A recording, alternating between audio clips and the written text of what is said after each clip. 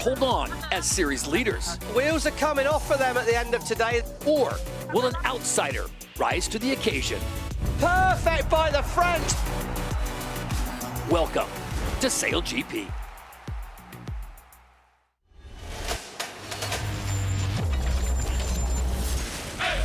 Waves crash underneath, sound like thunder speaking. Flying carbon machines, driven by the world's best, yes. Powered by nature, raw passion, all action. When it takes, racing on water, racing with impact. Give it all, everything, give it all, everything. We are racing. When it takes, we are SailGP. Geographically located in an ideal position for wind, the Northern California coast is a mecca for world-class sailing. Following a stop in Los Angeles last weekend, the world's best now bring their talents to the city by the bay, one of the most respected venues for sailing. This is the Oracle San Francisco Sail Grand Prix. The Golden State welcomes the 12 international teams who must first conquer this tricky body of water before they can progress towards a Season 5 championship. Event 5 is the second half of a California doubleheader, and this venue can solidify a team's dominance or bury a squad that shows the slightest weakness on the Pacific. In front of a sellout crowd and with an iconic city skyline as a backdrop, Super Sunday has arrived. Alongside former Emirates GBR athlete Hannah Diamond and Olympian Stevie Morrison, I'm Todd Harris. Season 5 is approaching the halfway point, and the next stop is a SailGP first as the league ventures to South America for the first time for a visit to Rio, Brazil. Then a return to the USA and a showdown in the Big Apple before heading across the Atlantic and stops in the UK, Germany, France, Switzerland, and Spain. Then the grand final in the Middle East with the championship in November in Abu Dhabi. Before we kick off today's racing, here's a recap of Day 1 in San Francisco with Hannah Diamond. Day 1 of San Francisco saw the 11 teams fight from the get-go. There is a big pile up at the top of the line. Pierre's going to be gone at Mark 1 with that start. Absolute magic from the French. With unpredictable gusts coming down the mighty San Francisco Bay, there were plenty of opportunities for overtaking. The Black Foils, from nowhere, they're back with a bang. For the home team, it was a tough day on the water. The US team just had a massive incident. Oh, the Americans! Oh, the US team, they've had an absolute howler. France fought off the triple champions Australia to take a first victory in San Francisco.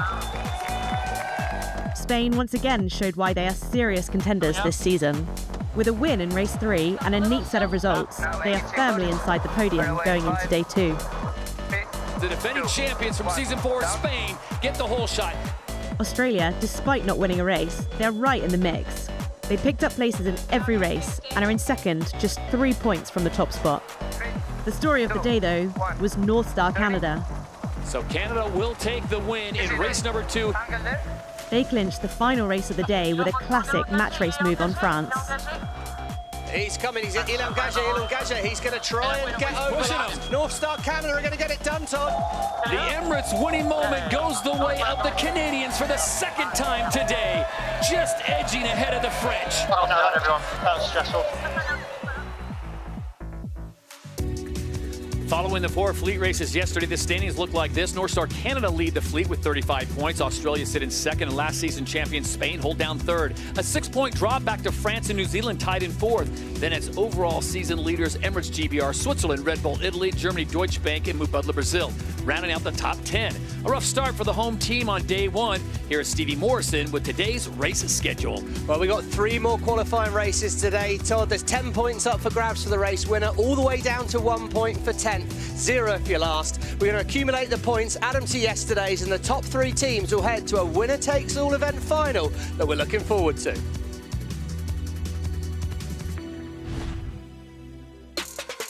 We are back on San Francisco Bay for Day 2 of this weekend's racing. Teams will need to hit the line with speed if they want to take the lead at Mark 1. From here, the boats take a left turn and try to sail the shortest distance to Gate 2. At each gate, teams can choose to turn left or right. Remember, the boats can only sail at an angle to the wind and must factor both the wind and the tide into their strategy. The tide, shown by the blue arrows, will be coming in from under the Golden Gate Bridge all day, in the same direction as the wind, which means relatively flat water and will knock some of the power out of the gusts. Starting well and minimising mistakes will be the difference to the day, for the team wanting to take the win in front of the Adrenaline Lounge. So it'll be 11 teams off the line today. If you weren't with us last week in Los Angeles, Rockwell, Denmark had a collision with a course marker, so they are out until the next event, at least in Brazil. As we check in now down on the water, the fourth member of our team, here is Olympic silver medalist Lisa Darmanin. Well, once again, we have glamorous conditions out on the bay here. Coming from the Golden Gate Bridge, the west-south-westerly wind is averaging 20 kilometers per hour, gusting to around 30 kilometers per hour. It is pretty cold, dense air, which means it has a good punch to it, so plenty of power for the boiling F50s. The tide, it's a little bit slow right now, but as the day progresses, it will start ripping and really become a factor into the racing. As Hannah was saying, it's nice flat water, so I'm expecting the flight controllers to send it. Configuration-wise, same as yesterday, 24-meter all-purpose wing, J2 front sail, high-speed T-foils and high-speed rudders. The cool part about this race course is there's plenty to play for, so it's going to be epic racing for the athletes and for those watching at home. So we are just about set to go. We have 3 fleet races for you, and then only the top 3 teams will face off in a winner-take-all one race with just 3 teams out on the Pacific. It will be an absolute great show today. So 90 seconds away from the start of race number 1. That'll be race 5 officially, 3 fleet races, and then the top 3 again in the event final. So we saw this play out yesterday, Hannah. A lot of teams delayed their entry into the start box, going way to the back and then hitting the line. How do you like the chances today, knowing the conditions that we have? Oh, it looks like an absolutely perfect day out on San Francisco Bay.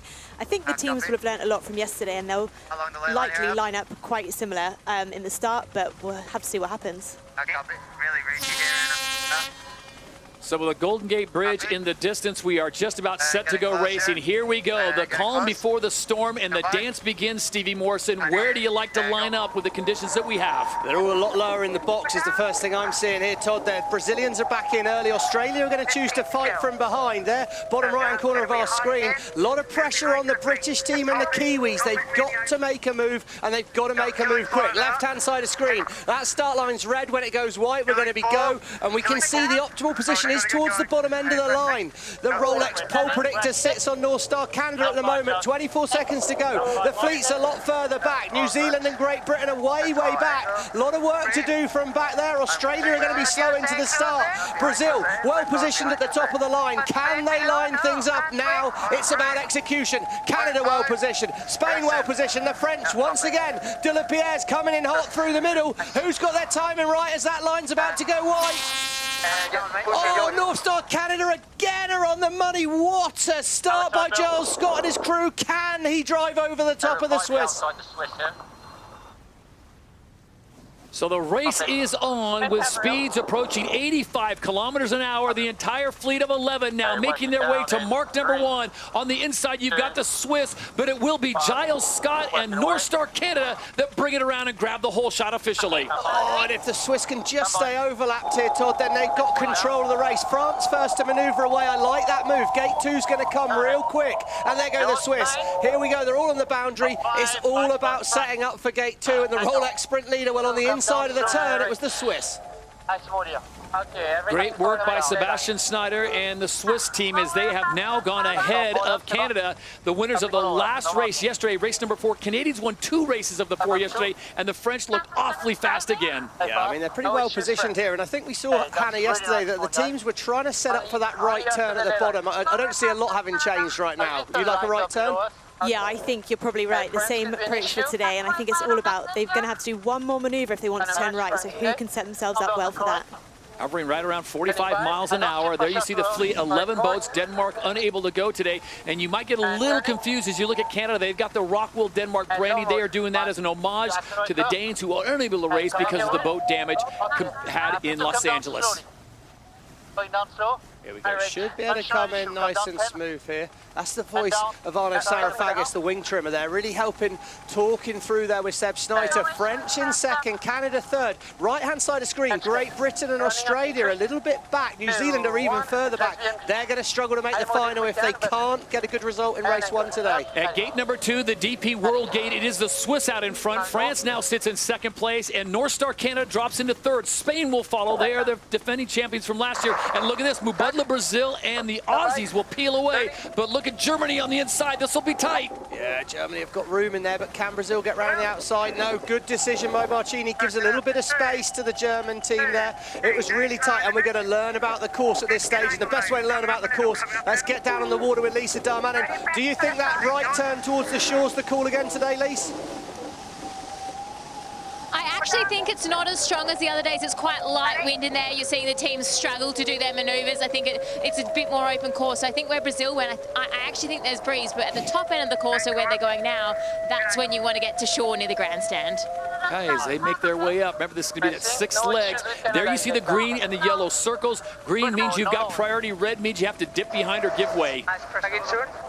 Really tight. Canada have gone fast after here. It looks like they've got past the French. They're going to manoeuvre and have the right of way. Swiss, though, well positioned. They'll be looking to turn right in front of Canada here. Standing by. 2, 1, going forward. And turning. Nice pressure. Surprised how late he went there, really. He's trying to really stretch the course early on, but he's given Canada a bit of a leash here, and that Canadian boat's fast. I'm surprised he didn't turn right in front of Canada and try and give him some disturbed wind. I think we're getting relief in here. Talking about getting relief inside there, Stevie. Are they going to get it?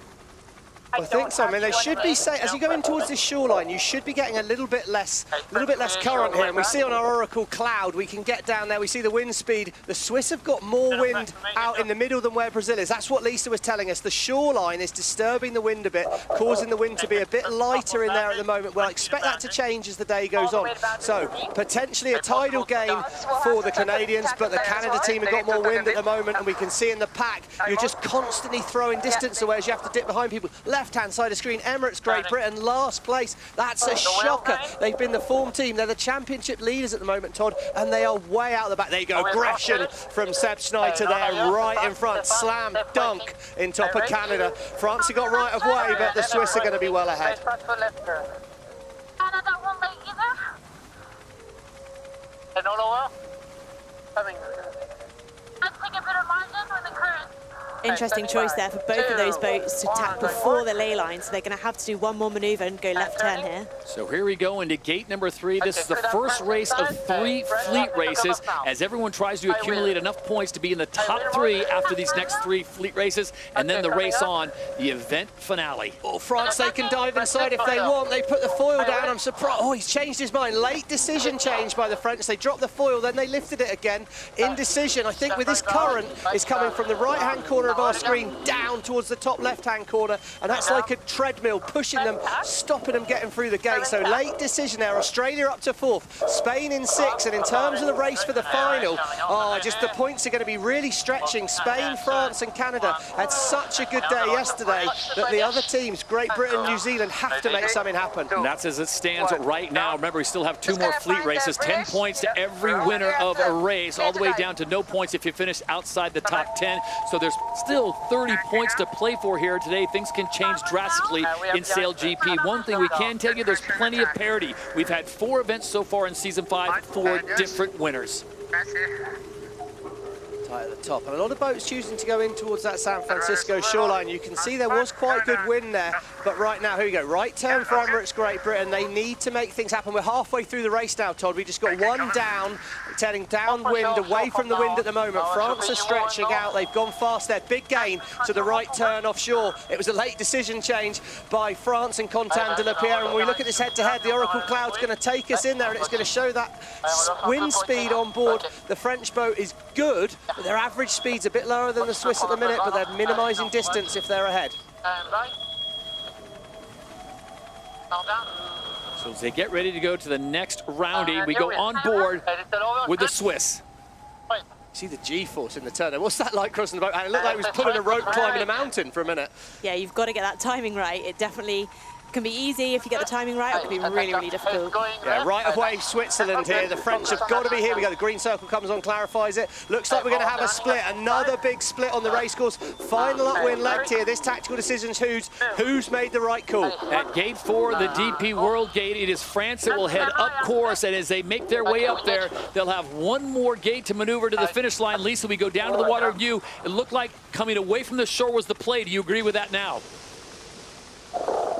Yeah, there's just more wind out there, but obviously, as we were talking about, there's that tide where Switzerland is right now. That's the least amount of wind. It's really protected from the land. So unless they nail the foiling maneuver, where it looks like they just did, so it's going to be neck and neck here, but I think France will still come out on top. Yeah, look at the gains they've got there, Hannah. They're now over 100 meters ahead of both Switzerland and Canada. Yeah, and Great Britain have made a little gain here. They're up to 7th, and they're going to be potentially set up for a left turn, I think, there, Han.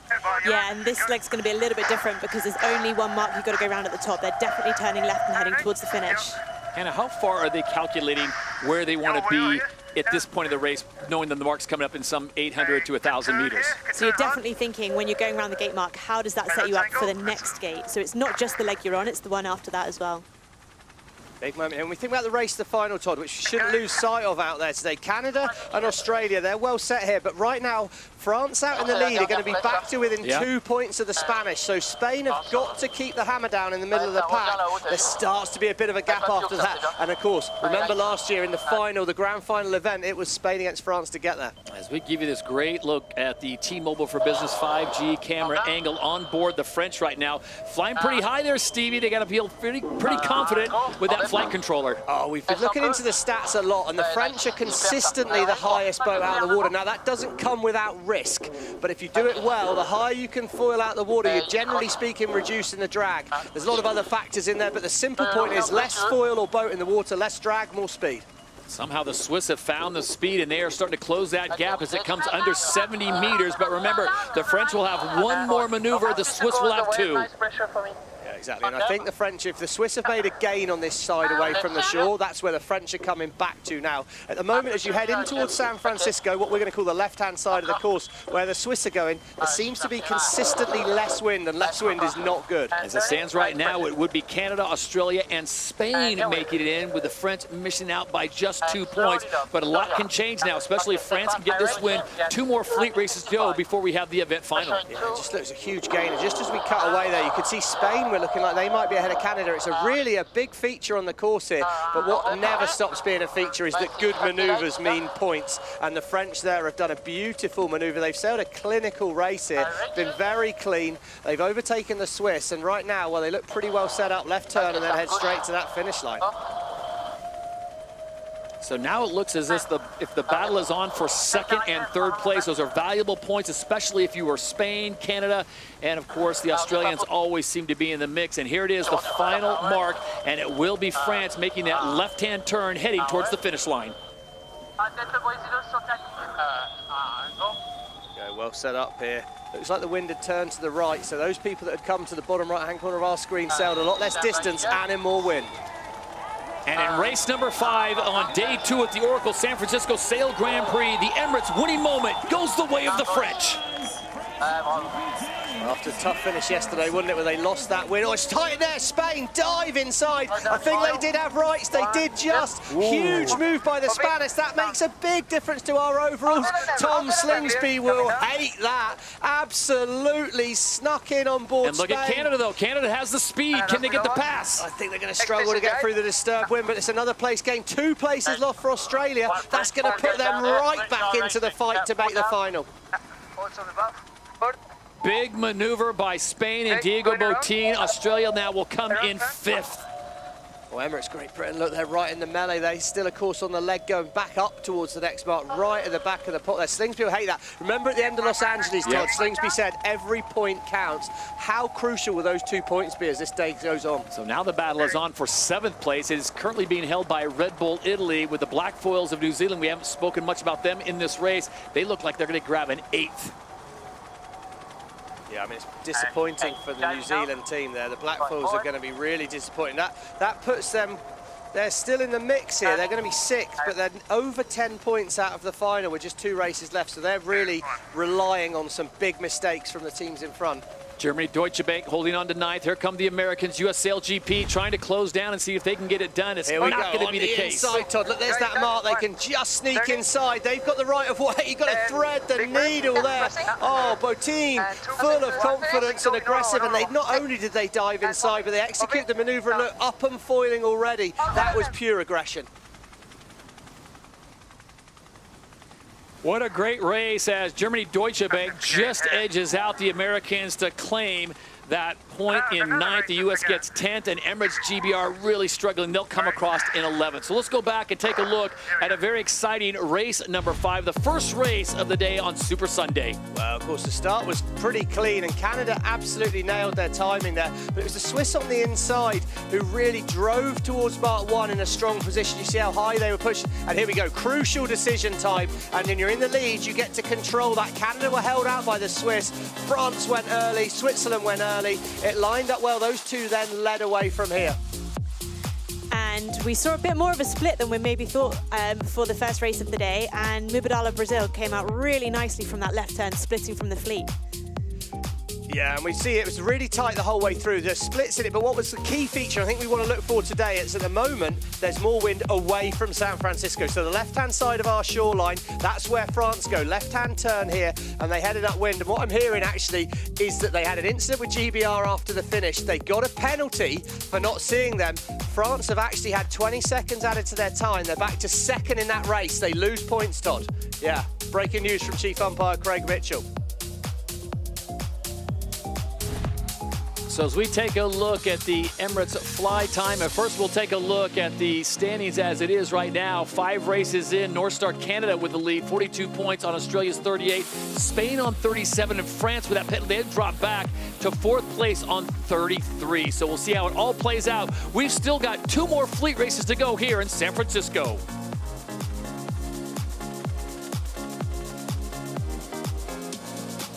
Now it's time to show you the Emirates fly time. Goes the way of the Swiss, 100%, Hannah. You cannot get much better than that. No, that's right. And these are just perfect foiling conditions for the F50 today.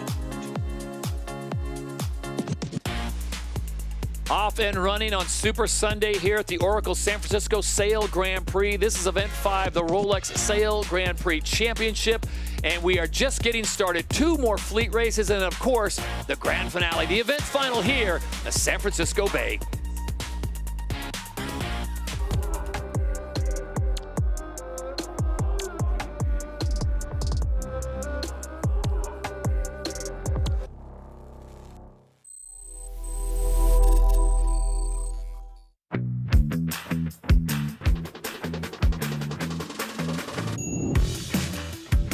We're wing foiling for SailGP as part of their Inspire program, doing a little demonstration for the fans and trying to inspire the next generation of sailors. It's super exciting to be so close to the boats. They're just huge and so cool to see right there. We're looking at a little bit of rain, some clouds could affect the breeze, but hopefully it'll be a good day. I'm so psyched to get out there today. I'm so excited to be out here.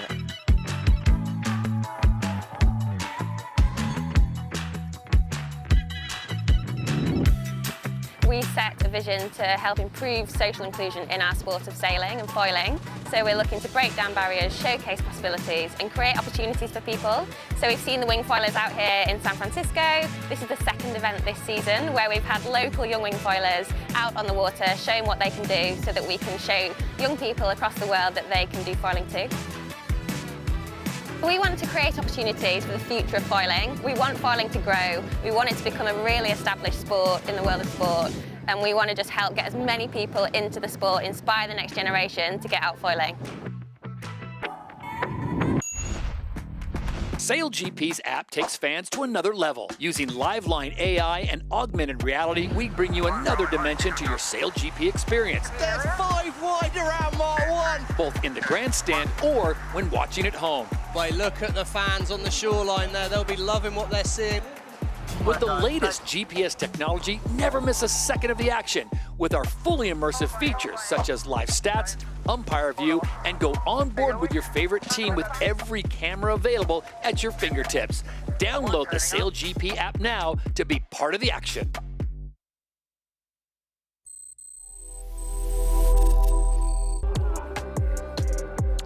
Flying carbon machines driven by the world's best, yes.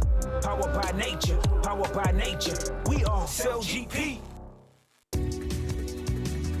And Super Sunday has arrived at the Oracle San Francisco Sail Grand Prix. Stevie Morrison, Hannah Diamond, Lisa Darmanin, and Todd Harris with you. Huge crowds here in San Francisco, California, the second event on the west coast of this U.S. this month. The 2025 season has already seen nail-biting action in the Middle East, Australia, and New Zealand, and last week's event in L.A. But the action stays on the Western Hemisphere until June, with a first visit to Rio de Janeiro, Brazil.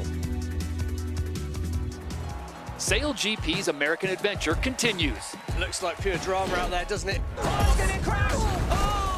For the first time, the league heads to South America and Rio de Janeiro, Brazil.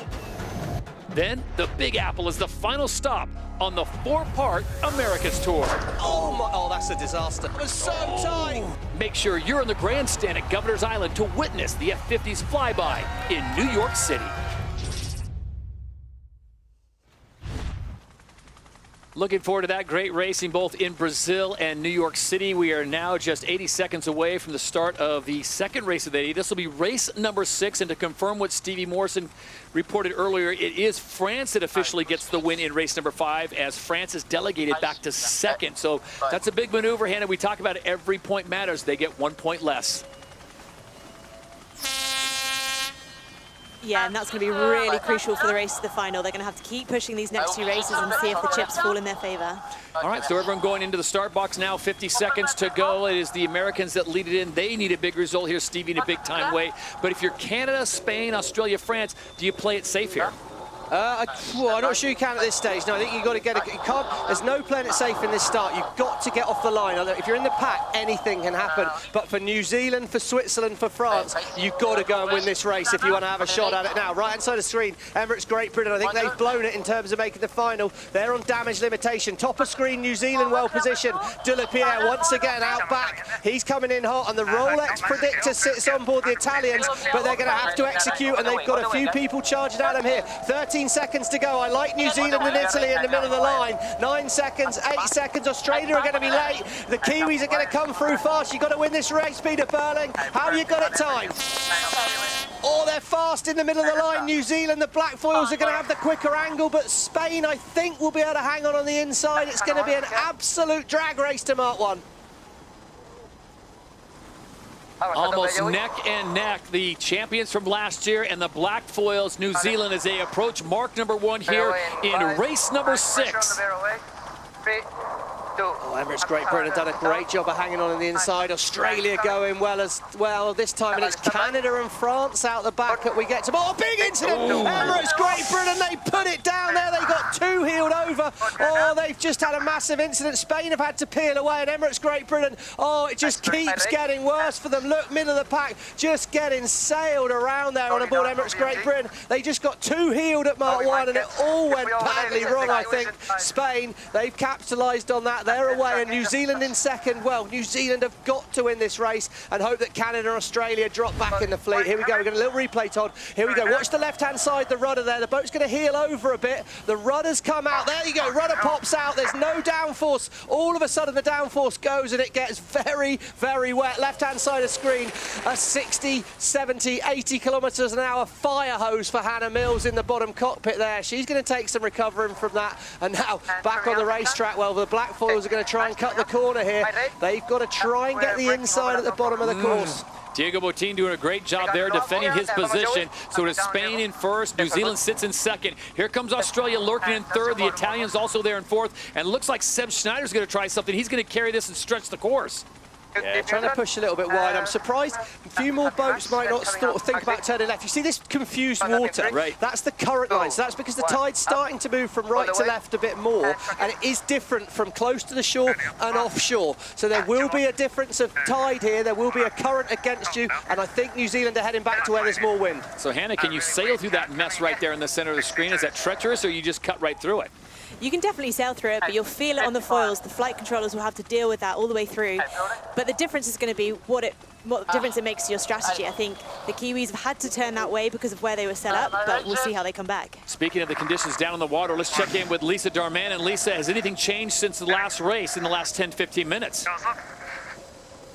Yeah, it actually looks quite a bit lighter across the course. So those in the back of the pack, they're definitely struggling a little bit more. Still think that there's options to sort of play the tactics. I guess it's quite gusty out here still, but yeah, overall a lot lighter and more challenging. Moments ago, we took you on board that T-Mobile for Business 5G camera angle. You got a good look there as Spain has now stretched their lead out to almost 100 meters. New Zealand sits in second, Australia in third. Here comes Red Bull, Italy, Switzerland, and Seb Schneider, Stevie. They're feeling some confidence today. Yeah, I mean, they've had a good year in the middle of the race. I saw on Kyle Langford, the wing trimmer on Red Bull Italy. I saw on his Instagram, he said we're second in the B fleet. And there has been a little bit of a sort of split in the fleet, I think, that we've seen. But the Swiss are very much striding towards the top of that, making the gains they need to make. And here we come into the Oracle Cloud. This is the head-to-head we want to see. We see there the Kiwis. They're going fast and their average speed is highest, but they're not quite tactically putting it together. I think that the Spanish at the moment, look, they found a little rotation in the wind. They're sailing nearly directly up these ladder lines, whereas New Zealand are not making a lot of progress towards the next gate. So big gain, and it's a tactical gain by the Spanish right there. And there you see the race to the final on the left-hand side right now. As it stands, you'd have Australia, you'd have Spain, and you'd have Canada in, with France just missing out. So expect the French, Hannah, to start pushing it, maybe taking some more chances. Yeah, I think they're going to need to. I mean, Canada are back in 11th at the moment, but for the French, if they can just pick up a few more points in this race, that would make a better case for them making the final. Big problem for them, Todd, Spain being out in the lead. They're their closest rivals, the Spanish, at the moment, but not at the moment because Spain are just heading off down the road. Australia well set at the moment in the race to the final. They're in good shape, but Spain would be leading the overall standings at the moment. And again, New Zealand, well, they've got to get a good result here. They've got to take it on. The Rolex chasing time, they're within 2 seconds, but for me, it's a bigger lead to the Spanish than that. So here comes a maneuver almost in sync with the black foils behind them. It is Spain out in front, New Zealand sitting in second, top of your screen. That is Australia coming in as well, with the Swiss sitting in fourth. This is gate number 3, the top of the course, as they'll spin it around. This is like 3 of 6, so halfway through this race. Remember, we still have one more fleet race to go before we cut the field to only the top 3. Could be a good little moment for Australia here. I imagine they're going to try and go right turn. They've got to keep clear of New Zealand, but leading off of a right turn, I like that move by Tom Slingsby. He's opened up the course here, and he's potentially sailing back to the side where there's been more wind. Watch the US. Constant communication on board the boat. Speaking of communication, we want to communicate once again with Lisa Darmanin, who's down in the water. Lisa, we're starting to see the fog kind of creep in on that top end of the course. Is that going to affect the conditions at all? Yeah, I mean, the fog has generally brought the wind in, and it has just increased. So, you know, France just rounding the mark. They're in a really beautiful path. I actually think Spain might get the advantage here over Australia heading towards that shoreline. There it is, Spain on the top of your screen. They won the title last year after Australia ruled for 3 straight years. And there is the race to the final, courtesy of the Oracle Cloud. It is Spain and Australia even on 47. Canada still in there at 42. But, Steve, that's a big gap to France. That's 4 points. Yeah, it's huge. And Spain are sailing well, aren't they? Australia right of way here. New Zealand need to be confident to get across. They are not confident. They choose to dip behind. That means they are behind. So good news for Australia there. And it's a hard manoeuvre. You can see he couldn't quite judge it perfectly behind. You might think it's quite easy to just gently dip behind, but they're coming together. Their closing speed's about 130 kilometers an hour, so judging that's pretty hard. And if you're France, Hannah Diamond, are you cheering for another team? You need some help, obviously, because they're sitting in 4th place with that 4-point gap, so they need someone to put some points and take some points away, I guess, from Canada and some of the other teams. Well, in the position they're in at the moment, all they can do is try and climb the leaderboard. They're going to gain 6 points from the Canadians if the results stay like this, so that very well could happen in the next race. On board with France as they currently sit in 5th place.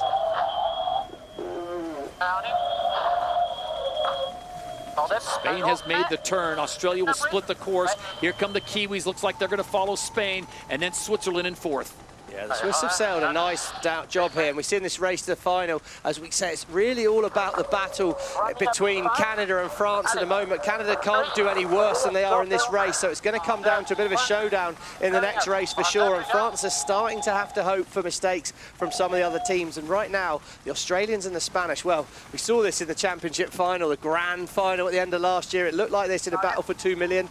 Are they going to go head-to-head in the grand final here as well? What would be interesting, Stevie and Hannah, is if Spain gets into that final and wins, that would give us 5 different winners in 5 events. So the parity is certainly on in season 5 for SailGP. Yeah, there's just a lot of excellence out on that race course, isn't there? A lot of people, it's a much more open course, isn't it, Hannah? But it seems like it's not bad to do a right turn at the bottom and then get away from that San Francisco shore as soon as you can. Yeah, I think you take the right turn at the bottom if it allows you to come offshore, further away from that San Francisco shoreline, further up the course. That seems like a bigger priority for the teams. Yeah, so good news for where New Zealand are heading in a minute here, Todd. I wouldn't be surprised to see potentially a little gain, although they're probably not going to be able to get to the top mark without doing another 3 manoeuvres, which does then put an advantage back. Every time you manoeuvre, you're going to lose distance. On board with the Swiss. Bye-bye. Do you want Arno? Just press the touch. They're still coming. Look at the different boat speeds here, Todd. Bottom of our screen, New Zealand, well, they're just turning, but they were at 55, 56. Australia have taken a long time to re-accelerate in the lighter wind near the shore there. As we see, the Spanish are going all the way into the shoreline. They're nearly at the ley line, but they're going to have to do 2 more manoeuvres. Australia, if they can get to this yellow line at the bottom of our screen, that's the ley line. That's where, in theory, you should be able to sail parallel to that, make it to the top mark.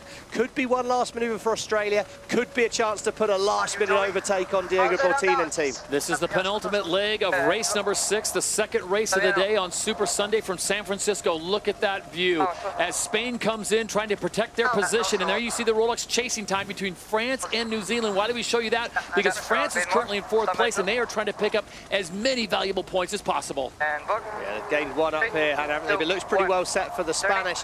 New Zealand, well, can they get across in front of France? France desperately need points. I see the mark.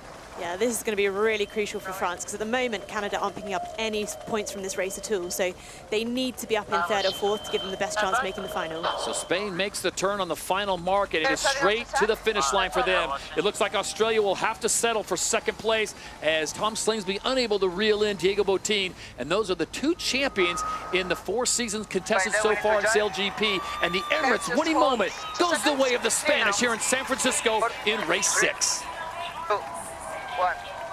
France are potentially going to be back behind the Swiss here. They've got the right of way, but Switzerland done a great job of coming wide. Let the French in. Now drop the hammer. Pull the accelerator and push. Beautiful work by Seb Schneider. They set that up well and executed it brilliantly, but that's not good news for the French. Another place dropped. That's going to leave them quite well behind the Canadians as it stands. And can Canada gain any more points on this final upwind leg for them?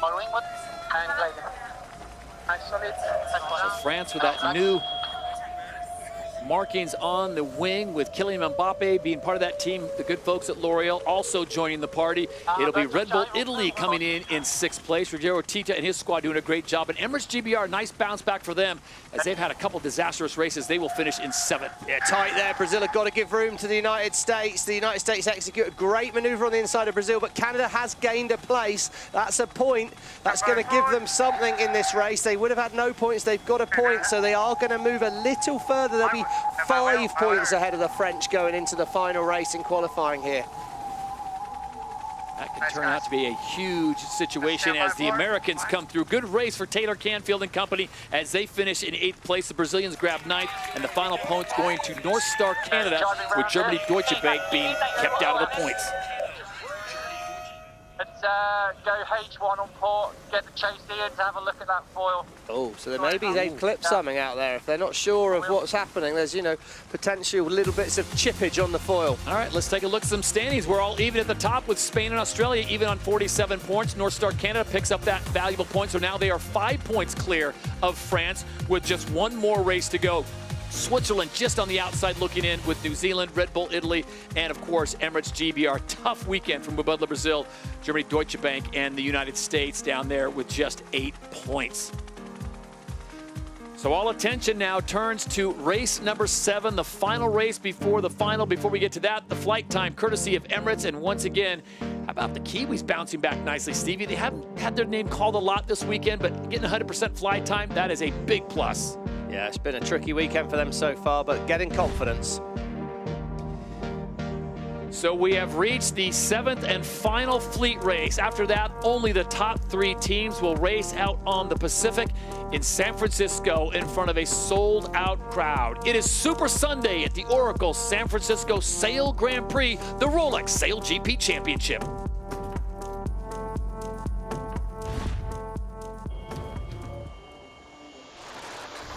Competition is heating up in the Impact League, SailGP's podium for the planet.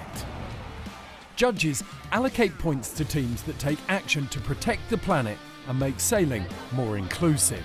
There are 4 focus areas across the season: race to zero waste, accelerating inclusion, climate action, and breaking boundaries. In San Francisco, it was announced that North Star Canada took the 3rd place spot in the focus area Race to Zero Waste with the inventive sailing kit donation program North Star Locker, giving away kit to aspiring Canadian sailors in and out of their weekend foil program. We have 11 North Star lockers across the country. Local clubs are getting involved in upcycling their own clothing, and that way the pieces get a second life and don't go to waste. So we've saved something like over 100 kilos of clothing just this season. Emirates Great Britain were awarded 2nd place for their programme of reusing sailing kit, choosing to repurpose rather than reproduce kit. Independent judges also praised Emirates GBR's efforts to learn more about micro-recycling in Sydney and their climate-focused content series.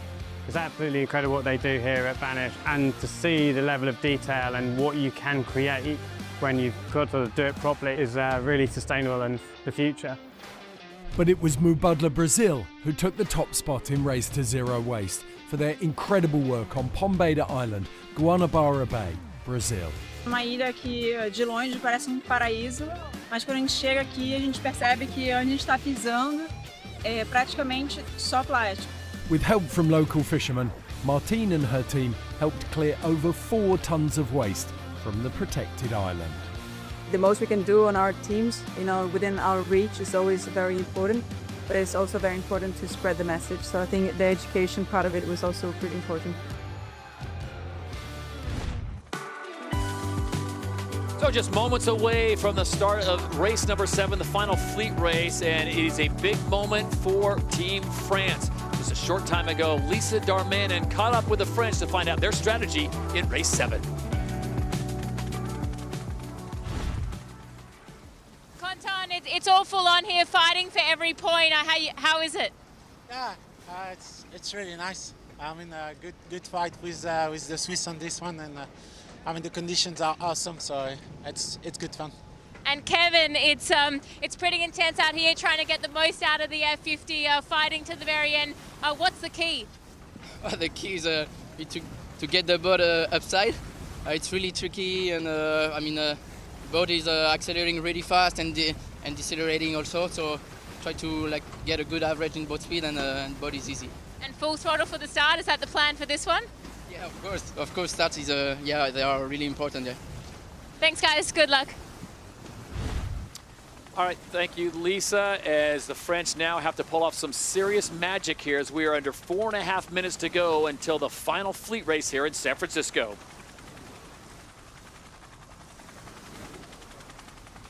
Well, SailGP is constantly innovating and pushing technology to the edge, and this season the new light air T-foils will be rolled out to the 12-boat fleet, keeping the action going even in lighter wind conditions.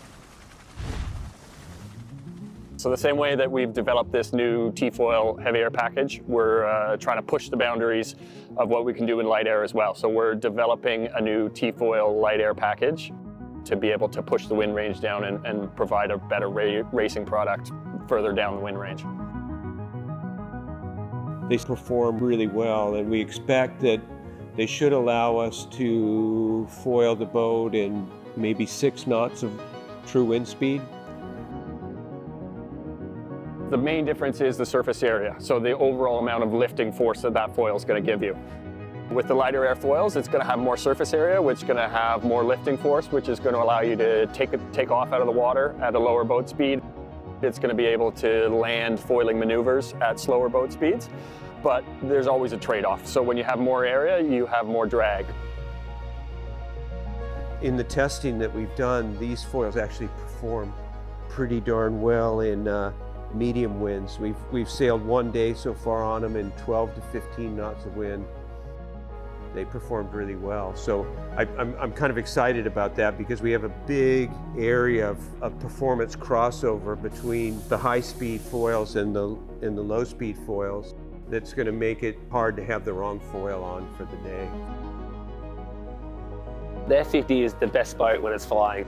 So with the calendar being so expansive now, like I think we have almost 13 plus events this year, we're going all over the planet, we need to be able to adjust to both heavy and light air conditions.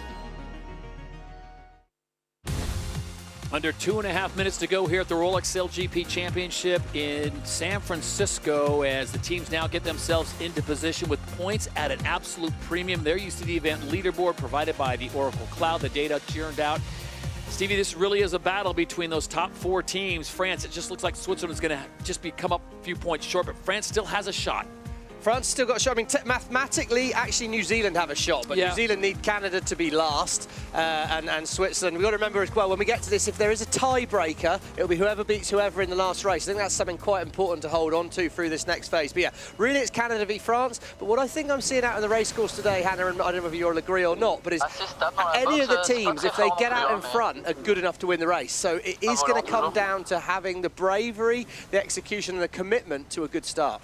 Yeah, and I think bravery is going to be really key, because the teams that are in contention have really got to attack this race. They can't afford to make any mistakes, and you can't control all the other boats, so it's just about executing your best performance. And momentum indeed. Only 2 teams have won 2 races of the 6 contested so far. Spain, 2-time winners, as are Canada, Stevie. So I got to think they've got to be favorites. And then, of course, you can never count out the Australians and Tom Slingsby. No, Canada's first mistake for a couple of weekends was a minute ago. Can they turn it round? 1 minute to go as the fog now encompasses the Golden Gate Bridge, but we are still full go here. This is race number 7 at the Oracle San Francisco Sail Grand Prix, and this will determine what 3 teams will race in the event final. Oh, it's good to see that. Fog's rolling in a little bit away from our racetrack here, Todd, as we see all the boats early back. Once again, United States turn back. Best result this weekend is an 8th. It's not a great weekend for the United States team. They need to hit the start line hard and fast in this race. Oh, Brazil are very loose, right-hand side of screen above New Zealand.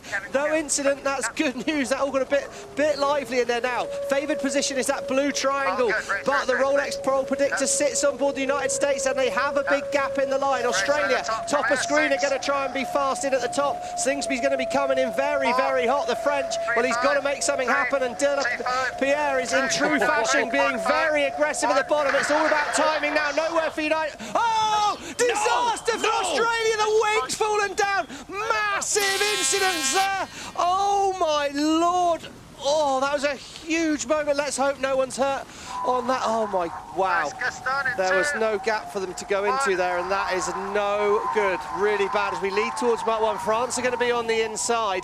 They're going to be well positioned. They need to win the race, and well, they're well set to win the race now. At mark number 1, all concerned with the Australians to make sure everyone's okay. Similar incident that happened to New Zealand last season, but the race is on here in race number 7. It is New Zealand, it is France out in front. Oh, that's huge. Here we go. Excellent manoeuvre there by the Kiwis. They're going to set up. France have moved away. Now, France need to win the race to get themselves in the final. This would be enough to make the final, I think, at the moment. If they can do that, let's worry about that in a moment. And Canada out the back as well. So Canada's struggling here. Spain's struggling. Go into that Oracle Cloud, and we can see it's New Zealand are the fastest boat on the racetrack at the moment. Burling is sending it on board the black foils. He's not giving up any hope of getting there either right now. And it's Canada currently who would lose out on making that spot in the final. So the French have just got to hold their heads, hold their nerve all the way around the course. Spain, France, and Canada right now would go into the final, but all concerned right now on Australia, making sure everyone's okay. Catastrophic incident in the start box before the line went wide and the start was on. It is New Zealand, France, Brazil, Germany right now. Yeah, big lead change there.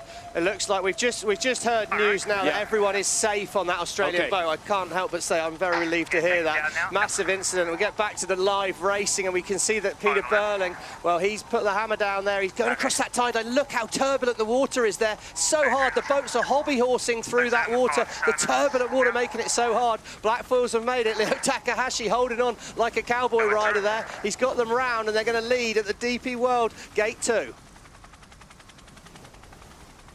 Now, New Zealand's best finish so far, Stevie, has been a 3rd. That was in race number 4, as everyone's taking a collective deep breath after that incident at the start of race number 7 with the Aussies. Yeah, here we go. Canada look back of the pack again, 8th. I think that's not good news for Canada as it sits.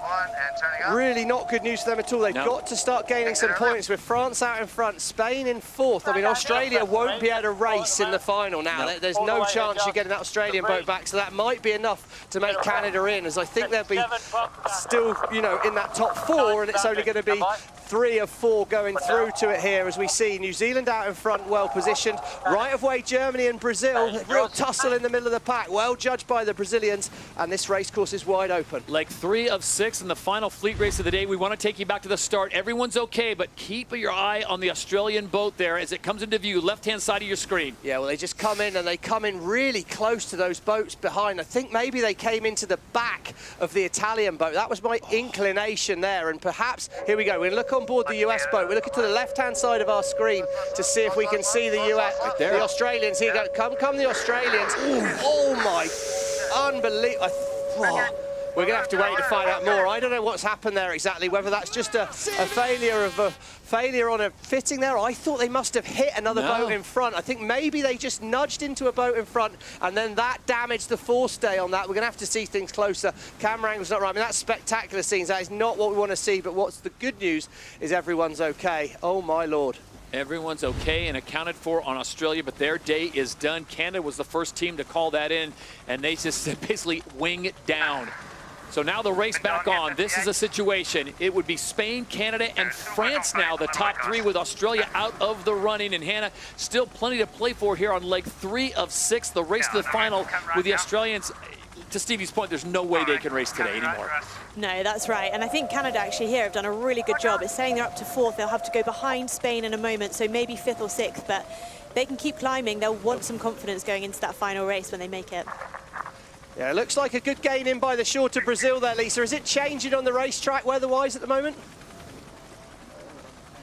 Yeah, I think the day's certainly changing. The shore is definitely paying off a little bit better. It's getting lighter out to sea. It is lighter in general. The wind seems to sort of pulsing, so we're getting this really nice puff of breeze, and that's when the right side offshore comes good. And when it gets a little bit lighter, actually the shore seems quite strong. Lisa, I've got to ask you a follow-up question there. How close were you, or were you close to that Australia incident? And from your perspective, what happened? Yeah, it was terrifying. I was right near them. It was a huge bang. It looked like as they came in, they were looking for that gap. Big side slip, and that side force, you know, in the past, maybe it just basically the wing stayed and the boat went sideways, and yeah, it just collapsed. And glad to see all those heads pop up okay. Absolutely. So all the Australian teammates on board are safe and accounted for. And another tight situation here. Jason, they've got to keep clear. Comms were off. Wow, Giles Scott. Cat-like reactions by Giles Scott. Well done on board North Star Canada there. That was a huge mistake by the Swiss team. I think the boats are okay, but they big penalty. There you go. That was a no-brainer for Chief Umpire Craig Mitchell in the Emirates umpire studio there on the bottom left-hand corner. Just not seeing it, or the comms weren't right. I don't know. Everyone's flustered, Todd. Stevie, I've got to figure this race number 7 here in San Francisco is going to age Craig Mitchell about a decade just on this weekend alone. Yeah, certainly not proving to be lucky number 7 at the moment. But right out in front, New Zealand are stretching away. France are still doing what they need to do. And Canada, well, they're maybe starting to get the wheels back on the bus. The boat's in one piece. That's the most important thing. And they are making gains through the fleet. They're just doing the simple things well, Hannah. Yeah, they are. And, you know, unfortunately for New Zealand, this won't be enough for them to make the final, but to take the last fleet race win would be definitely something that's good for them. So Canada, that was mired back in 9th place. They have moved up to 5th. They have righted the ship, so to speak. Spain sits in 4th place right now, and there you see it, courtesy of the Oracle Cloud. The race to the final. Spain on 54 points, Canada 49, France in at 47. And Australia, with that catastrophic incident in the start box, their day is done. So that's what we're looking at right now. Now, things can change. This is like 4 of 6, but the way it plays out, New Zealand looks like they are going to pull off a win.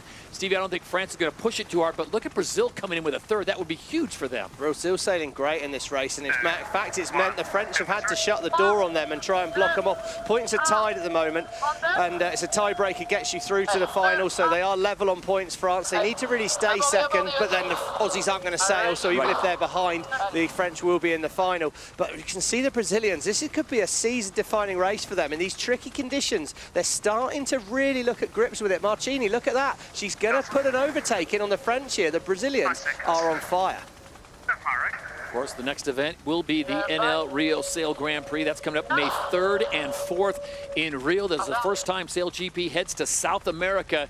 And right now, all we're thinking about is Australia.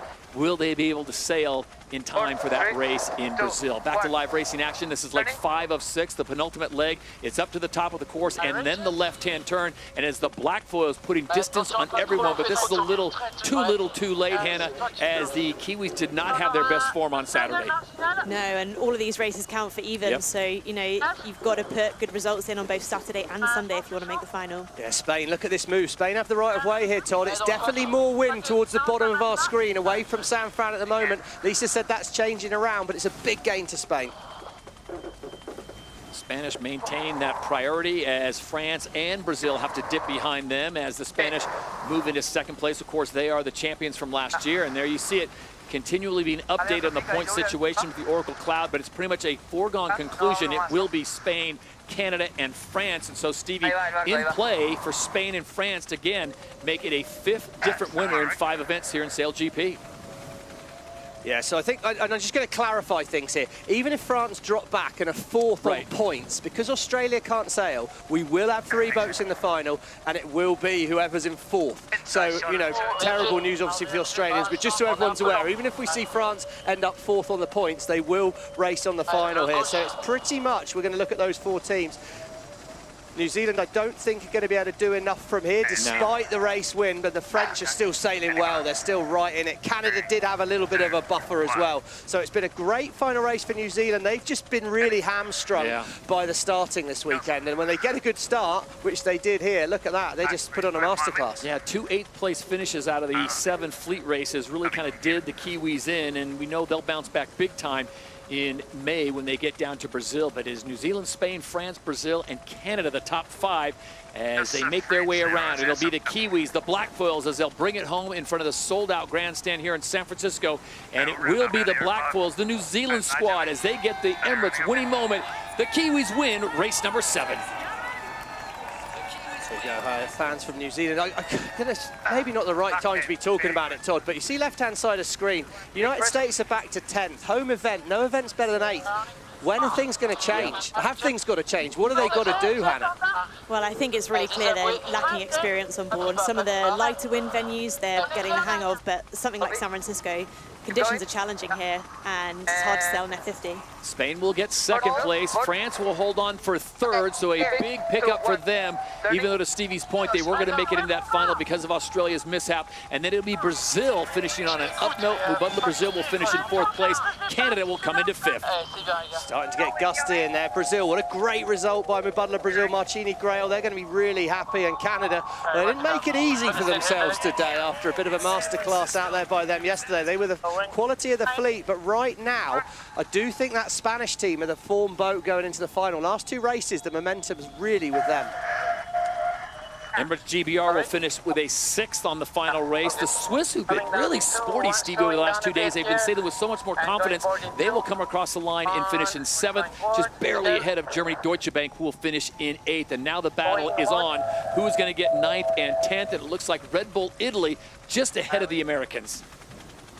Penalty sign up on the Americans. It was for a boundary penalty, so I would have thought that will scrub off fairly easily here. But they're in a big gust of wind at the moment. They're diving for the inside of the line. Looks like Roger Tita's going to get through in 9th. And yeah, I mean, that's a tough weekend for these newer teams, the lesser experienced teams in these big conditions here in San Fran. Well, there's going to be some sore wounds, sore egos out there in those boats.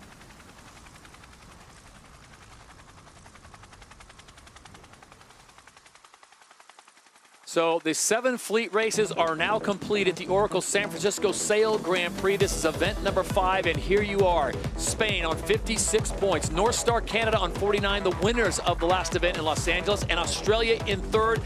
But if you're just joining us, oh my, the Australians having a moment in the start box as their wing collapses. They will not be able to race in the final. And it will be France and Quentin Delapierre that will be bumped into that 3rd place position. So it will be Spain, Canada, and France doing battle in the event final here in San Francisco.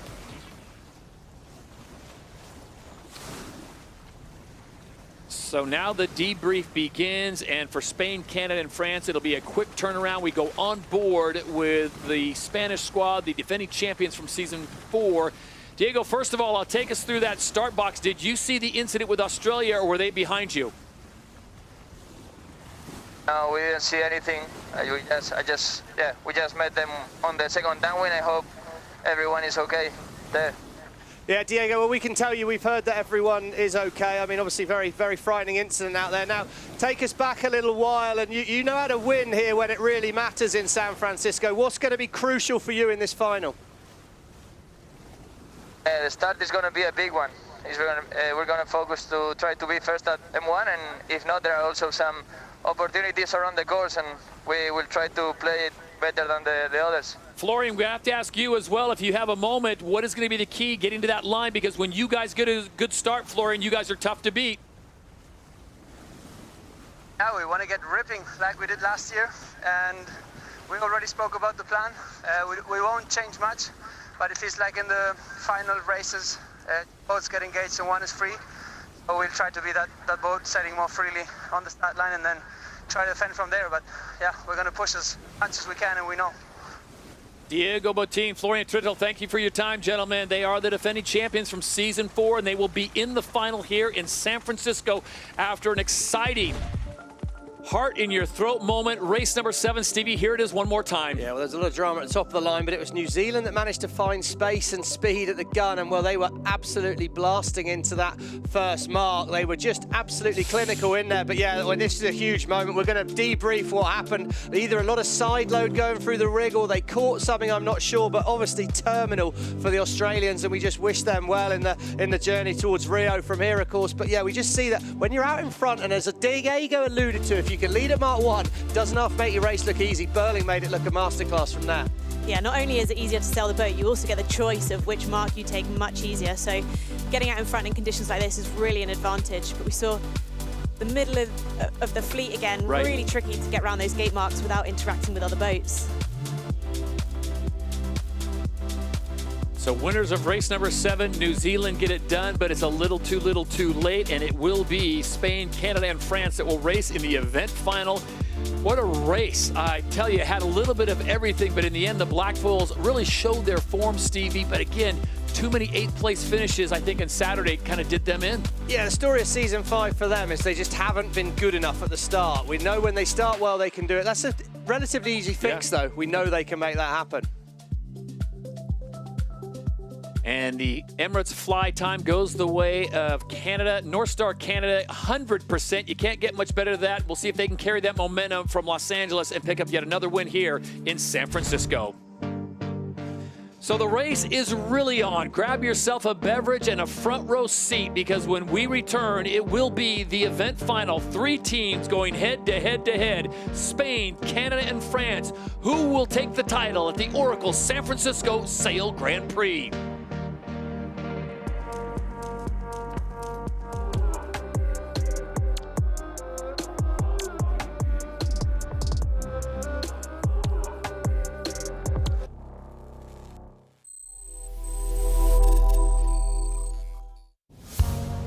SailGP, in partnership with Emirates, is collaborating with ReefGen.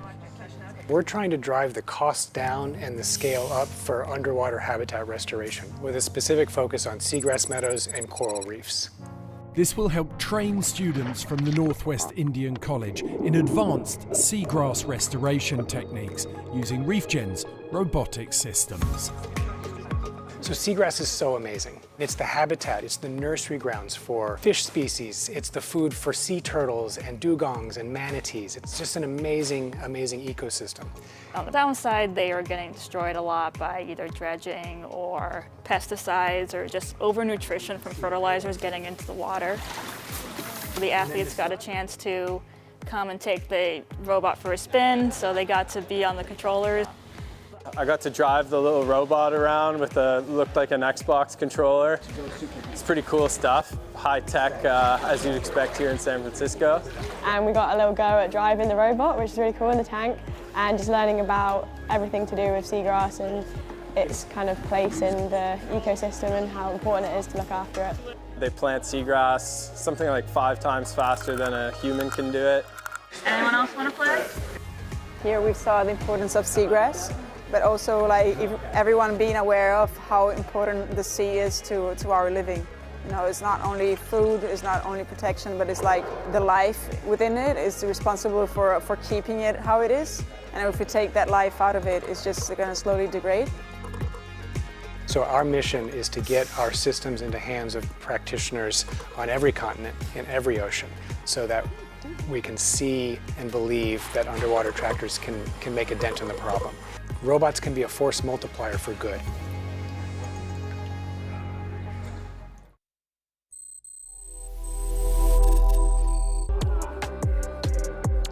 Flying carbon machines driven by the world's best, yes. Powered by nature, we are SailGP. Super Sunday at the Oracle San Francisco Sail Grand Prix, Event 5 of Season 5, the Rolex SailGP Championship. Stevie Morrison, Hannah Diamond, Lisa Darmanin, and Todd Harris with you here, the City by the Bay. So there are the 3 teams that will be competing in the event final. It will be Spain, it will be Canada, and it will be France. What a turn of events as the French, Stevie, who we've seen be eliminated by a point multiple times, they now are on the receiving end of a good break for them, and they're in the final. Yeah, I mean, you know, they made it hard for themselves, but they're there, and they're going to want to make it count right now.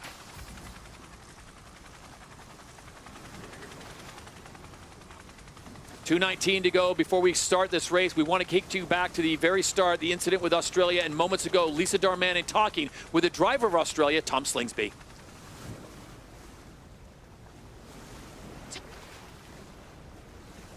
Tom, obviously absolutely devastating news for your team. Just let us know sort of that feeling on the boat, and is everyone okay?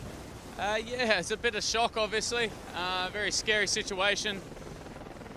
We all are unharmed and we're all okay, but when something like that happens, all you think about is everyone going to get through this? And yeah, fortunately, we're all safe, and that's the first priority, and now we just got to try to save the boat as best we can. Yeah, big salvage operation happening here. Sorry to hear, I guess it was a good day and then just devastating. Yeah, no, it's heartbreaking. Obviously the results and the points are what they are. We're not even concerned about that. It's just saving the boat the best we can. Everyone's safe, and yeah, look, we've got a lot of work to do here. Thanks, Tom. All right, thank you very much, Lisa, for the very latest. Stevie, that is a scary situation. Hannah, that's like something we haven't seen in a long time. Only I can think of is the situation that happened with New Zealand last year. Yeah, I can safely say that was a horrible moment to have to discuss, but fantastic to hear everything's all right. And, you know, one thing I know about Tom Slingsby, he's a fighter, and he's going to not let that team drop their heads. They're going to fight really, really hard. But now it's the fight out here, Todd. All right, the race at hand as we come up on 45 seconds to go until the event final here at the Oracle San Francisco Sail Grand Prix. Spain, Canada, and France. Hannah Diamond, pick your poison. Who do you like? Well, that's a tough call here. I think the Spanish are lined up nicely, and I wouldn't bet against them. Well, here we go. You can see that you're all going to be trying to get the downwind inside end of the line, and the attackers in this situation are going to be Canada. They're the furthest back. Spain have kind of made their bed, and they're looking to put it out. Here we go, 15 seconds before the start of the event final. All about being clear at this start is what Diego Bortin said. As we can see now, out of the fog, it's going to be North Star Canada threading the needle between the fleet here, looking for that line to turn right, and it's all about the timing. Oh, the French have nailed it, Todd. They're on the inside, they're fast, they're foiling hard, they've got the right of way, and I do not see anyone leading this French team ahead at Mark 1. Like a scene out of Master and Commander as they emerge from the fog and they approach mark number 1. It will be the French who get in just barely into the event final, and they will pick up the whole shot here in San Francisco. Oh, they nailed that start when they needed to. They came through on the attack. Spain are going to have a lovely dive down at Mark 1 and expect them to maneuver away first here. There they go in the background. That had to be the call in third place. Canada move away behind. Not the best maneuver, and France cover. Now it's going to be a sprint as they all try and line up gate 2. That's the first opportunity for a split, Hannah, but I love where the French are right now. Darker patch there, looks like they found breeze. Yeah, and the breeze has definitely picked up since the last race, so they've got to be aware that the manoeuvres are going to be slightly different, but Spain had to split at that point. They had to make that first manoeuvre, but I think France are lined up really nicely for the bottom gate. Don't need to speak a lot of French to understand that super means they're pretty happy on board that French boat right now, and they've really got a big lead, 100 metres there. We see in that Oracle cloud is telling us that they are just constantly faster on board the French boat at the moment. They're just in good breeze, they're moving ahead. And now at gate 2, big decision. I suspect the French will take the right turn. They'll keep it simple, one more manoeuvre right turn. The interesting one, Spain. Spain manoeuvre early. I suspect they'll look for a left turn, try and split the course, but is there opportunities on the race course for an overtake, or have the French already done it? There's the maneuver as the French come in now at the bottom of the course. This is gate number 2, the DP World Gate. It is France by 100 meters. Don't count out the Canadians, Stevie. We've seen this before. We saw it in Los Angeles. It looks like they were not going to be in the top spot, and they came back and got the pass. Yeah, it's not. This race is way far from over. We're only on just coming onto leg 3 of 6. We're not even anywhere near halfway, really. And it is Spain who do split away. No surprise there. Constant attack for Botín. And Lisa, what's the breeze looking like down there on the water? Is it looking better offshore still? Nice, good pressure. Yeah, I mean, the fog has come all the way into the bay now, so it's changed the game a little bit. I think the Spanish, they're in really good breeze, but where the French are, where originally it was quite light, there is breeze there now, so it's kind of, it's changed again, and I think the French are probably still in a strong position. So you see the visibility down closer to the water, and this could be a situation with that fog where they might not know where the other team is. But they right now have good visibility as they go through that chopped up water. Spain has the advantage, or right away, I should say. Yeah, and they've made the jump there over Canada. That obviously was a good call to take that left turn, and now they're sailing into slightly less tide as they get close to that shoreline. Right of way Spain here, Hannah, and it looks like they're going to get it. Oh, we called it. Left turn at the bottom was huge. This race is all wide open, but the Spanish boat right now looks so fast. Yeah, they look really nice and settled now. The breeze is up, don't they? So they're going to be hard to beat from here, but I know that the French will keep pushing. The thing to remember as well here, Todd, is that the Spanish made a gain by coming away from San Francisco. That's where France are going, where the North Star Canada team are. So potentially Spain are sailing into less wind. Lisa did think it was a bit better on that side, but this race is going to keep going all the way to the wire. With the San Francisco skyline as a backdrop, the French spin the boat around, currently in second place. Big grinders across the front there. Matty Van Dam, he's straight across in there. Going to start pushing hard on those handles. And they've got the right of way when they meet back up with the Spanish. Shooting flow, shooting. Yes, no problem, all good, we're clear. Just a little bit unsure how they were looking on Canada, and Florian there, calm voice when it was needed. We're clear. I think they're just across, but are they across the French? This race is all on, Todd. Here we go as they approach gate number 3. Oh, Nicole sounded confident there. All good, they touched down. I mean, that's a marginal call, but she was confident. That's what you want to hear as a driver out there. Confident calls from your strategist. And to me right now, Spain looking face. Look at that, Nicole van Velden, still with that bad leg. She's struggling across the boat, but you can't say she's not a fighter. That is for sure. As in the background, Canada and France are having to take avoiding action, and that's going to mean a big gain for the Spanish team up at the top here. But another big decision. Do you turn left and head to the shore, or do you take this right turn and hope to find more breeze? Another crucial decision for the chasing boats here. And here we go. It is Spain that'll make the decision first. And they will opt for the left-hand side, so they will go closer to shore. Who will split the course and who will follow? I think the Canadians will split. They've got to. They're going to save manoeuvres. France are going to follow, but France are going to lose distance doing that. So really, I think for Spain, that was a huge moment. France always had to split. If they followed Canada, they would have just been sailing in disturbed wind, which they're just going to be sailing slower. At least now they got a chance to be fast, but doing that manoeuvre, they've lost meters in that.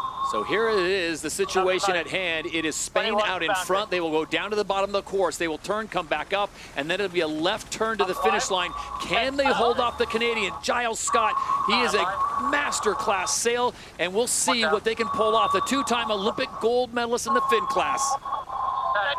Well, they were elbows up in LA, weren't they? They were hoping for a bit of a double-double here in San Fran, but right now they're going to rely on a mistake for the Spanish because they're sailing really nicely on board that Spanish boat. Get last at gate 3, they were third at gate 3, Hannah, and look at this, nearly 200 metres ahead. I mean, they're going fast. Yeah, they've got a really great lead. They definitely wanted that left turn at the top.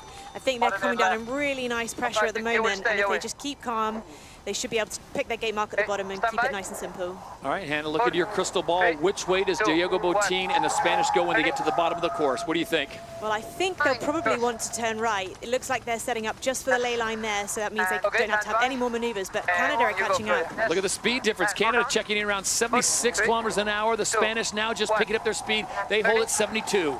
Interesting call here. Yeah, I was going to say, Spain gained by coming away from San Francisco.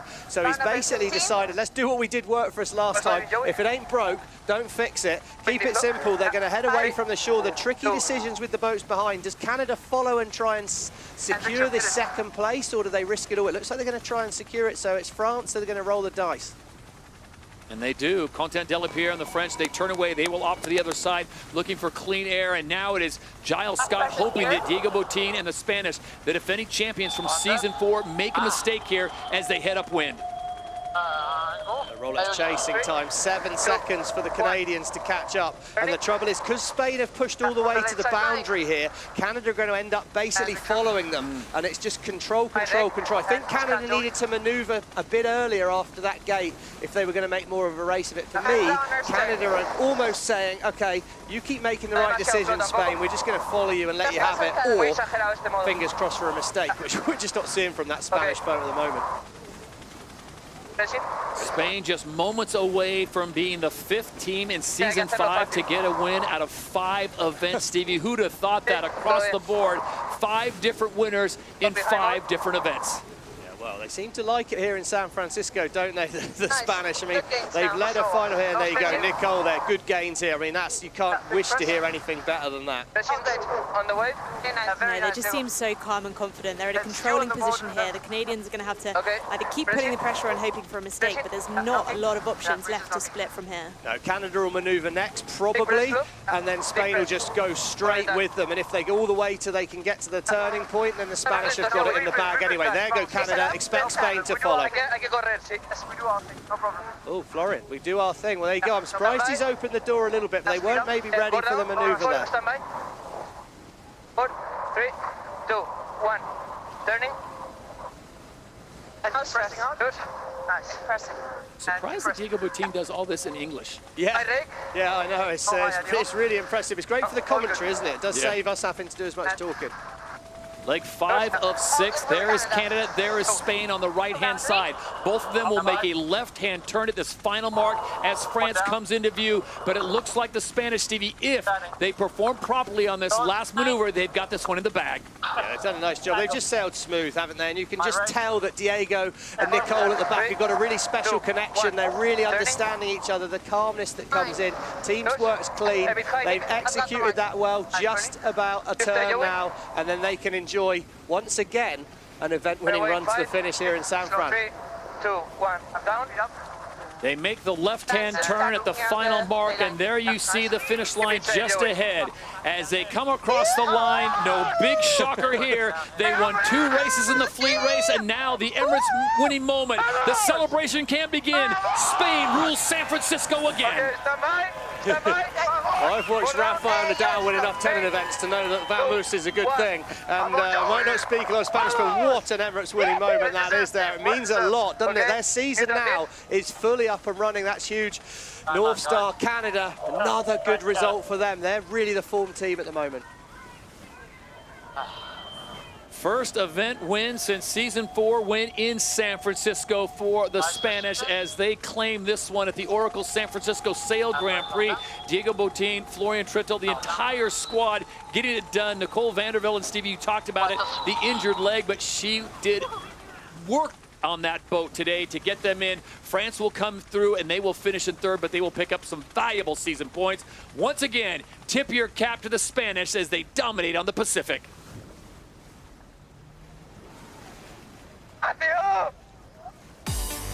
Plenty of room in the start box, Stevie and Hannah, and Spain was just right there every turn. Yeah, well, Spain sort of led back into the start, so they were the hunted, really. Canada were aggressive, but it was De La Pierre that nailed the start. The Rolex best time start, 0.4 of a second back, but most importantly, he was going really, really fast. And at this point, he did a good job. But here's the crucial moment, look. The split, the decision to take the left turn, sail away. Don't follow, don't sail in disturbed wind. Split the course. That's a pretty brave decision. Oh, it takes some confidence to split away from the fleet, but actually if you're in third, you've got nothing to lose at that point. So you've got to put everything on the line. You've got to be in it to win it. Got to be in, they certainly were. They had the right of way, and it was only a couple of metres. But when you've got the right of way, you only need to gain a couple of metres to let the other teams have to yield. It was tight all the way up, but I was so impressed by the comms on board that Spanish boat. They stayed pretty calm. Yeah, for me, Spain is always a team that managed to raise the level. They stay so calm in the final, and they just really lift their level to give them the best chance to winning. And the chase was on until the Emirates winning moment made it official. Hands in the air like they just don't care. And once again, Spain wins in San Francisco. Canada checks in to second. France finishes in third. 100% fly time for the Spanish, and would you expect anything else? Vamos! They get it done here. The Spain feeling right at home in San Francisco.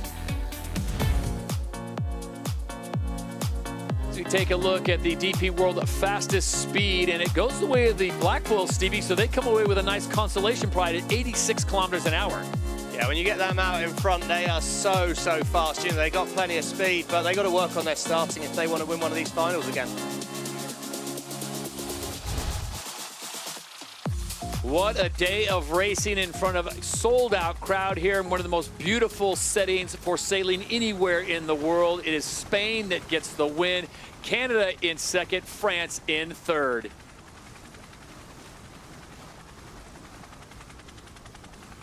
Let's check in on the boat in Canada. Giles Scott in squad. Giles, not the finish you guys wanted, but you get into yet another final. You back up last weekend's first with a second. Got to be feeling pretty good. That team is sailing so well together. Yeah, we are. Look, we just had a little heads together after that final race, and yeah, we're a little bit disappointed with the way that we finished that off. We felt that we could have had half a shot at an amazing event, amazing time here on the west coast, and yeah, we've had some good results, so we're in a good spot, and yeah, looking forward to the next one. Appreciate the time, Giles. You guys did a great job once again. Annie Hager, Paul Campbell, James, and the rest of your crew. We'll see you in Rio. So as Canada settles for second place, that is not a bad 2 weeks work. Stevie and Hannah, they go first, they go second. The West Coast has been very good to the neighbors to the north. A great job of sailing, but in the end, just too much Spain. No one could track down Diego Botín. They just made great decisions. Yeah, they do, and I think, you know, some teams react better to pressure than others, and it seems like the Spanish have got a really good rhythm, and they just sailed away once they got ahead. France gets into the final once again, and the moment I think a lot of people will be talking about, of course, is that incident with Australia. Let's go back to race number 5, the first race of the day, where the Swiss got the win because France had a foul at the end, Stevie. But France, Spain, they really served notice to start Super Sunday. Yeah, they did, and we really saw these top teams kind of leading it away, didn't we? We saw that mistakes were pretty costly, but in the lighter wins, the French did look good. And I think the story of the day for me was that Spain grew the whole way through the day. They were very aggressive at the end of race 5, and then suddenly we get to race 6, and it's Spain hitting the start line perfectly. They're up and running, they're in really, really good shape, and it was the Spanish growing through the day, but as soon as you're back in the pack now in SailGP, you've got a big problem. Mistakes hurt, and they could even come to the best. They were the championship leaders. I don't think they're going to be championship leaders anymore after that mistake, and it's Spain that just led away, didn't they, here, Hannah? Yeah, they did, and from there, you know, we saw how difficult it is to sail in the pack, but if you can get ahead, then build that momentum up until the final.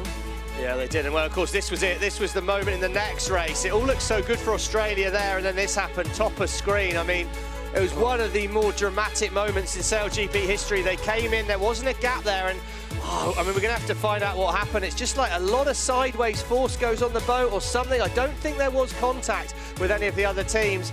Anyway, everyone was okay. That was the most important thing. Then it became this dramatic race for the final, which France, despite not quite doing enough, did get the berth in the final. We had some near moments for North Star Canada, and it put us up for what was one of the great SailGP finals, to be perfectly honest. 3 teams really going toe-to-toe.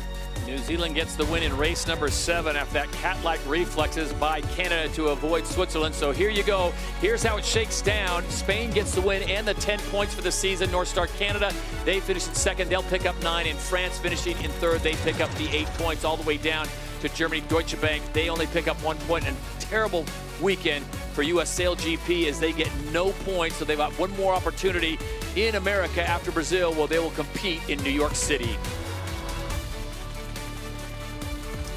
So the season standings now updated, Stevie, and look at this, big movers as Spain sit in 3rd now, 39, 38, 36, as we've mentioned multiple times. 5 different events, 5 different winners. So it's Australia, Emirates, GBR, Spain, New Zealand, and North Star Canada, your top 5. And there is the Spanish squad as they make their way to the trophy stand, as they will pick up the big trophy, and then the celebration will really be on. We want to recognize our VIP prize giver, Sunny Singh, the Executive Vice President and GM for Oracle Financial Services. He will hand over the big trophy. And for the Spanish, Stevie and Hannah, they are making a habit of winning in San Francisco. Yeah, I mean, it barely seems that long ago that we were here at the championship final, and it's a whole team effort. The coaches have made it down there onto the stand to take it on, the grinders, all the whole team on there, and it's just huge. You can see what it meant. I mean, there's a lot of pressure on them coming back as a championship winner, and here you go, they get it done again. They show they are the real deal. A lot of Spanish fans here in San Francisco, and now the bubbly is on. They kind of look like they know what they're doing, Hannah. Yeah, and San Francisco is one of the trickiest venues to race in 50 out, but they've really kind of got to grips with the venue, and obviously winning back-to-back here is going to give them so much confidence going forwards. It's a big celebration there, that's right. And I think you look on the right-hand side, Nicole, you just see her leg there. Look at the brace. I mean, she looks like something out of RoboCop, and, you know, she's battled through. You can see how painful it was for her, but that's the sort of team spirit they seem to have really out there. A real team they've got built together there. Yeah, that's right, and they learnt to sail the F50 together. It's not one of the teams where some people have been sailing the boat for years and years and added new people to their squad. They've really learned as a team, and I think that really shows through in their performances at the moment. Plenty of smiles on the faces of the Spanish as they come to San Francisco and they get yet another win, this time picking up the top trophy for the Oracle San Francisco Sail Grand Prix, event number 5. What a performance, Stevie, across the board. You look at their report card, it is just awesome, especially on day number 2 when they had a 3rd, a 1st, a 2nd, and a 1st. Yeah, clinical. I mean, they've absolutely nailed it there, and they just know how to get it done. Olympic gold medalists out there. You know, we don't talk an awful lot about Juan Cardona, the absolute monster of a man to the side, grinder technician, Olympic medalist himself in the thin class. I mean, it's just an absolutely amazing thing, and here we go, precision athletes of the day. Your Rolex precision athletes of the day. Peter Burling had a great one, top speed there from Nicole van der Vellen. She is an absolute iron woman there. Florian Triddle, the wing trimmer, and Jason Saunders doing a great job, the flight controller for France. Yeah, he's been the standout performer really there, I think, you know, but you can't take it away from Nicole. She did a fantastic job battling on and getting them through the fleet. Hannah, that is an all-star cast right there. Yeah, that's right. Really deserved winners for the Spain. So final thoughts, Hannah, as we make the turn now for Brazil. I mean, another amazing event here in San Francisco Bay, and we've seen that teams can't start slow and then catch up, so you've got to hit it from race 1. 5 teams within about 4 or 5 points on the championship, Todd. This is going to be some season.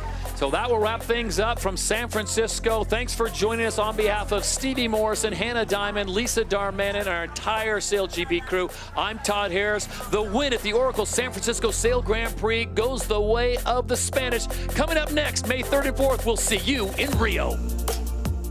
The world's best now bring their talents to the city by the bay. This is the Oracle San Francisco Sail Grand Prix. In the Emirates winning moment goes the way of the French. Emirates, Great Britain, they put it down. And the Emirates winning moment goes the way of the Spanish. Oh, disaster for Australia. The celebration can't begin. Spain rules San Francisco again.